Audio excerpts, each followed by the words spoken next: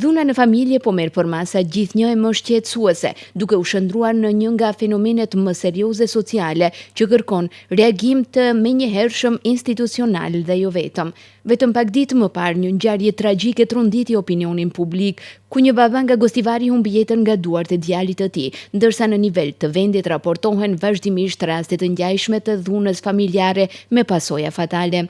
Në këtë sfond alarmues, Këshilli Lokal për Preventiv në Gostivar sot mblodhi të gjithë anëtarët për të diskutuar qasjet ndaj këtij problemi dhe për të shqyrtuar mënyrat më të mira në aspekt të parandalimit. Komandanti i Departamentit për Punë të Brendshme në Gostivar, Adil Ademi, theksoi se bazuar në të dhënat zyrtare, dhuna në familje vazhdon të mbetet një fenomen shqetësues dhe i përhapur në shoqëri, duke kërkuar angazhim të shtuar institucional dhe shoqëror për parandalimin dhe trajtimin e saj. Duke u bazuar në statistika, ai tha se rastet e dhunës janë në rritje të vazhdueshme dhe se vetëm gjatë muajve të parë të këtij viti, rritja është prej 12%. Në vitin 2024 janë evidentuar gjithsej 60 raste që paraqitet si rritje prej 15% krahasuar me vitin paraprak. Në vitin 2025 fatmirësisht kemi një ulje prej 8%, ndërsa në vitin 2026 evidentohen deri ditës sotme që po flasim sërish rritje për 12% nga rastet që janë në dhunë familjare. Analiza tregon se shumica e autorëve janë meshkuj, rreth 80%, ndërsa viktimat më të shpeshta janë femrat, 85%. Faktorët kryesor përfshin përdorimin e alkoolit, përdorimin e lëndëve narkotike, gjatë çdo lloj bisede që është bërë me familjarët, me viktimat që janë pre e dhunës familje, do me thonë problematik kryesore është alkooli edhe vigjozi. Në drejtim të zbutjes së problemit, në Gostivar që nga viti 2024 funksionon strehimorja për viktimat e dhunës si një mekanizëm i rëndësishëm mbështetës për gratë dhe fëmijët e prekur. Udhëheqësia e shoqatës për të drejtat e grave etika në Gostivar Sebajeti Zenku bëri të ditur se deri më tani në këtë strehimore janë trajtuar 20 gra dhe mbi 40 fëmijë viktima të dhunës në familje. Ajo ngriti gjithashtu një çështje kyçe që mbetet sfidë në terren, çfarë ndodh me jetën e grave pas largimit nga strehimorja, nevojën e tyre për mbështetje të vazhdueshme dhe mundësi për një jetë të pavarur. Kolegët më herët përmendën se është një problem serioz. Po, është një problem shumë serioz, një problem shumë i ndihshëm që nuk shkatron vetëm një individ, por është duke shkatruar familje të tëra.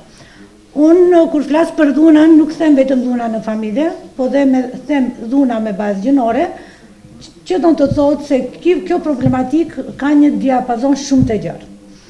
Është problem të cilën ne kemi hetuar dhe duhet të gjithë së bashku të trajtojmë.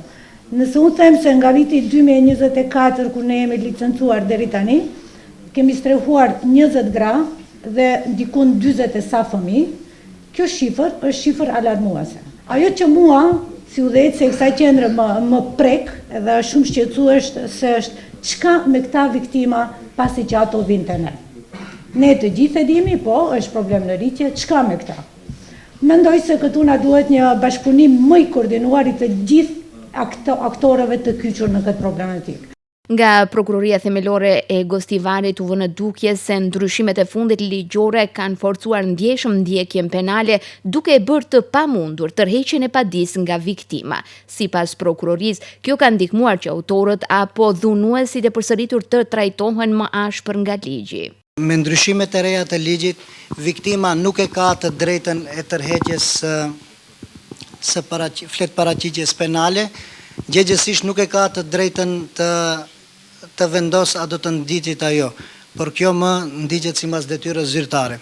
Kjo do të ndihmon në të ardhmen që në qoftë se një njeri një herë është i regjistruar për këtë vepër penale, herën e dytë do ta ketë me siguri më rënd, a ne e dim se këto vepra janë në përsëritje të vazhdueshme. Kohës fundit jemi edhe dëshmitar të veprave më të rënda ku përfshihet dhuna familjare. Si që kemi rastin e Shkupit, ku nëna u hodh me të gjithë fëmijën nga balkoni i ndërtesës. Fatkeqësisht, para 2 javësh patëm një rast në Gostivar, ku djali ja mori jetën babait të tij. Këto janë raste dhe veprimet të cilat i bëjnë veprat penale në formën e kualifikuar të tyre ku parashihen dënime maksimale dhe burgi i përjetshëm. Azbisha Qiri nga Qendra për Punë Sociale në Gostivar tha se bashkëpunimi ndërinstitucional gjatë gjithë kohës është korrekt dhe funksional me secilin institucion që kryen detyrat e veta me profesionalizëm. Besoj që gjithë janë në dispozicion kur bëhet fjalë për viktim që është fëmijë ose për një nënë që bashkë me fëmijë që është viktime e dhunës familjare. Sa i përket fëmijëve që janë pjesë e këtive momenteve, ne si qendër sociale kemi në nivel të qendrës sociale kemi edhe familje kujdestare.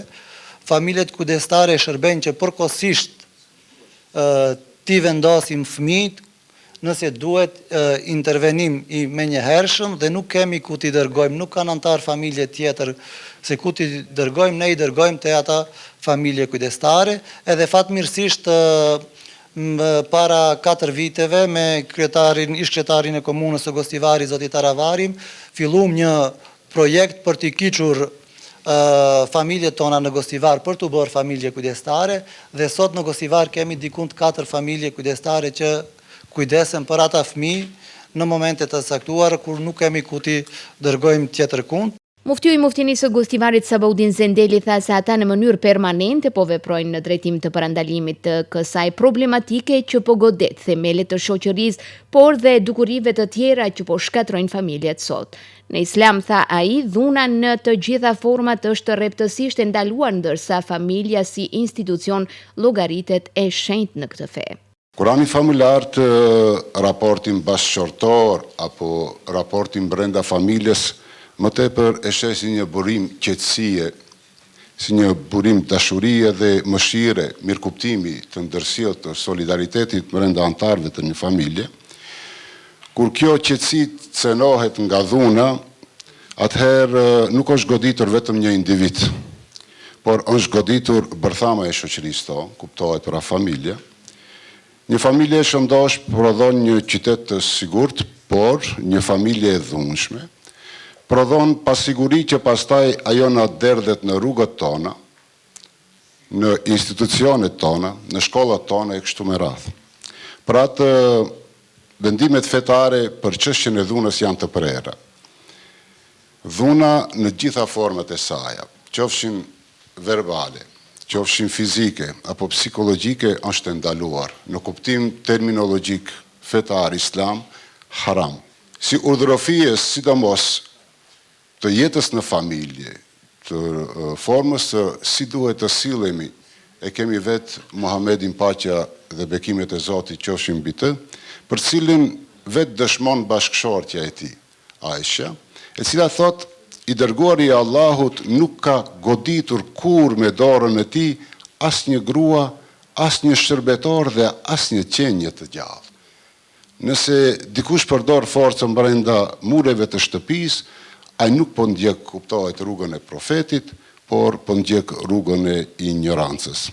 Pas diskutimeve për çështjen në fjalë, konkluzionet e mbledhjes i paraqiti kryetari i komunës së Gostivarit Valbon Limani, i cili përmbledhi qëndrimet dhe angazhimet e të gjitha institucioneve të përfshira në trajtimin e problematikave të diskutuara. Të vazhdon, por edhe të thellohet bashkëpunimi ndërmjet të gjithë institucioneve të cilat trajtojnë këtë problematik, posaçërisht të punohet në parandalim me kampanjë aktive gjatë tërë vitit, jo vetëm muajin e ndërgjegjësimit, edhe këtë komuna si institucion mbartës së bashku edhe me shoqatën etika, por edhe me të gjithë institucionet të cilat janë këtu sot prezente, të organizojnë një plan vjetor edhe gati çdo muaj të ketë nga një ngjarje apo materiale të cilat do të shpërndahen dhe me këtë do të mundohemi që sado kudo ta ngrisim vetdijen tek qytetarët tanë dhe e dyta mundësia për hapje të qendrave të ngjashme ashtu siç e ka bërë Hera në Shkup ose po të shfrytëzohen ato shërbime të cilat më veç i kanë dhunuesit apo ato të cilët kërkojnë ndihmë të njëjtën shërbim nuk e kanë në kuadër të komunës së Gostivarit apo në kuadër të asaj qendre të njëjtit të mund të dërgohen për në Shkup, por edhe si model të merret edhe qendra për shëndetin mental edhe të djemve të ri, por edhe të burrave, si dhe qendra e cila ka të bëjë me rehabilitimin nga të gjithë këto smundje të mvarësisë, siç janë alkoolizmi, narkotikët, por edhe bigjozi.